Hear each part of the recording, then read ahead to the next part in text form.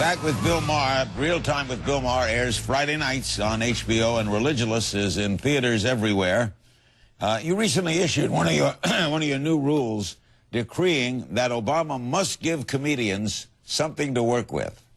Any suggestions? Because he ain't going to give you, I think, individually anything. No, it's very difficult. We have been spoiled, first with Bill Clinton and then George Bush. And here's a president now who, he's not stupid, he's not angry, he's not a phony, he's not fat, he's not cheating on his wife. Who needs a jerk like that around for the next 4 years? I mean, come on. But look, he's going to be the president, and we're going to have to get over our nervousness about making fun of a black person. He's not a black person. He's the president. And when we make a joke about him, we're not making a joke, a racial joke, or a joke about all black people. Any more than when we made a joke about President Bush, we were making a joke about all mentally challenged people. So then you must want Governor Palin to stay around, comedically. And I do, and she will. I think what people did not understand about Governor Palin was that she campaigned for that job. She wanted it. She lobbied for it. She's a very ambitious person, and of course, she's a super religious person. So she believes that God chose her for this job.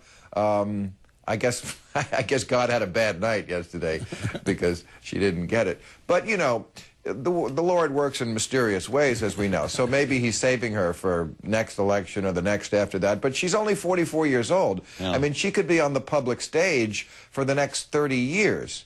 And she is ambitious, and she does want it, and she'll be there, yes.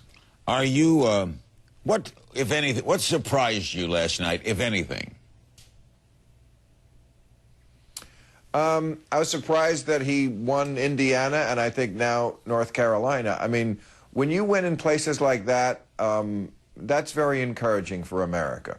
I mean, Virginia, the capital of the old Confederacy. Oh. I mean, this is the place where Jefferson Davis said the Negro is only useful as a slave.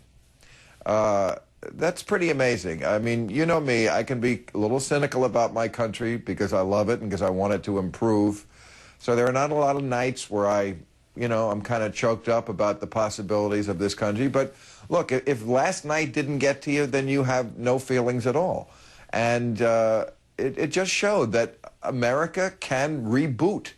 It can do something that, you know, a few years ago we didn't think was possible.